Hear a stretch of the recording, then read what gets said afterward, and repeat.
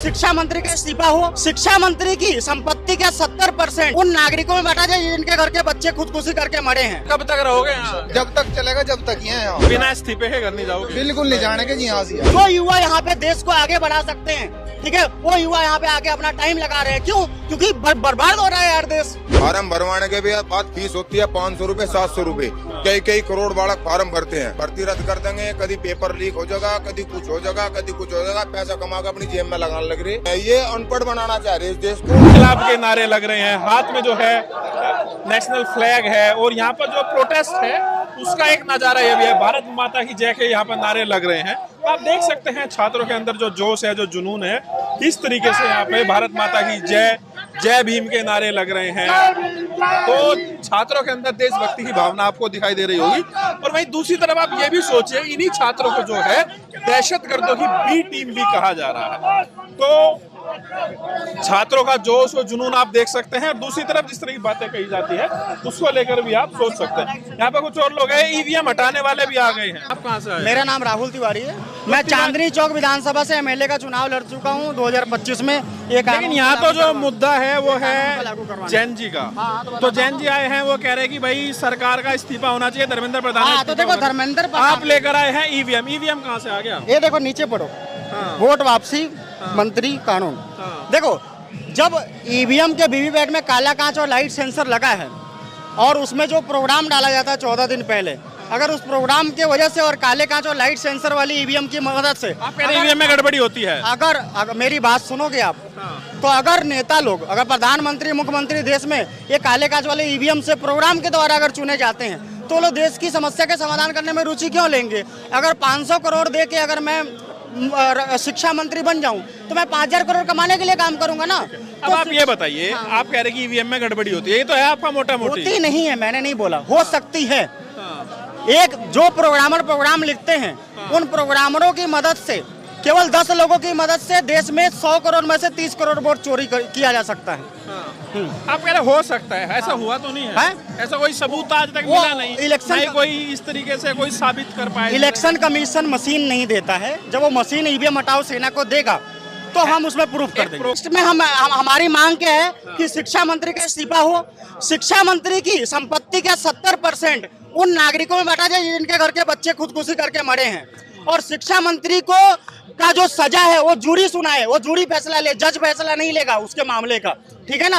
अगर वो अपराधी है तो उसको जेल में डाला जाए और अगला शिक्षा मंत्री को वोट वापसी पासबुक कानून के अधीन किया जाए। अगर अगला शिक्षा मंत्री भी भ्रष्ट हो गया तो हम बार बार आंदोलन करते रहेंगे, यही धंधा है क्या हमारा? आज देश जो युवा यहाँ पे देश को आगे बढ़ा सकते हैं, ठीक है, वो युवा यहाँ पे आके अपना टाइम लगा रहे हैं। क्यों? क्योंकि बर्बाद हो रहा है यार देश। आज तक मैंने किसी आंदोलन में इतने पढ़े लिखे लोगों को नहीं देखा, ठीक है, बहुत ही कम लोग आते हैं यहाँ पे। सभी लोग आ रहे हैं, क्यों आ रहे हैं? उनको तकलीफ हो रही है कि मेरा देश बर्बाद हो रहा है। आज मैं अपना काम धंधा बंद करके यहाँ पे प्रचार करने आया हूँ, इसको छपवाया हूँ। क्यों? मैं देख रहा हूँ मेरा देश बर्बाद हो रहा है, मुझे बचाना अपने देश को। तो जब तक शिक्षा मंत्री जैसे मंत्रियों में वोट वापसी का कानून नहीं होगा और मतदाताओं को अधिकार नहीं मिलेगा, तब तक हमारा देश बर्बाद होता रहेगा। भरोसा नहीं है क्या मोदी योगी पे आपको? अरे यूपी से भाई भरोसा तो जी होगा जी, काम करेंगे। जब काम हो ही नहीं रहा तो भरोसा के रोड, अब रोड पे ले लो, रोड बना रहे बढ़िया, टैक्स कितना लगा रहे हैं? पेट्रोल क्या हो गया? पेट्रोल पे देख लो कहाँ जा लिए तुम, बताओ। और कितने % जो है क्या नाम है उस पे वो चल रहा, अभी क्या कर रहे हैं? पेट्रोल आई 85 और वो पेट्रोल में एथनॉल कितना आ गया? 25% एथनॉल दे दिया। 85 तक आ गया। 85 तक। फिर इंजन सील हो रहे हैं, गाड़ी का इंजन भी बेकार हो रहे हैं भाई। आप ये बताओ, आप यहाँ आए हो, धर्मेंद्र प्रधान का इस्तीफा होगा नहीं होगा? होना चाहिए भाई, होना चाहिए। हर एक युवा जो जितना भी देश का है वो यही चाह रहा है, इस्तीफा होना चाहिए। होने के लिए ही आए हैं। सबसे बड़ी बात क्या है? सबसे बड़ी बात हमारा कहना ये है, सबसे पहले तो इन्हें बीजेपी वालों को किसी को नहीं पता कि तुम्हें बोलना क्या है, ठीक है। एक रिपोर्टर ने ये बात कही है, मुजफ्फरनगर के पूर्व सांसद है संजीव बालियान जी हैं, उनसे ये पूछा गया कि जो कॉकरोच जनता पार्टी की वहाँ पे धरना चल रहा है उनका क्या है? क्या लगा वे तो पता नहीं कौन है, वे तो पता नहीं कौन है, परसों की न्यूज है, वे तो पता नहीं कौन है, कहाँ से आए हैं। अरे कहाँ से ना है, हमारे एक पाँव तो आया पाकिस्तान से, एक आया हमारा अमेरिका से, खोपड़ी हमारी कहीं और था, बांग्लादेश से। हम तो विदेशी हैं, SIR में चेक कर लो ना। धर्मेंद्र प्रधान कह रहे हैं कि ये SIR में चेक करो 2011 की मैं करो, उससे पहले की मैं करो, हमारे माँ बाप को चेक करो, हमारे खानदान को चेक करो ना, पता लग जाएगा।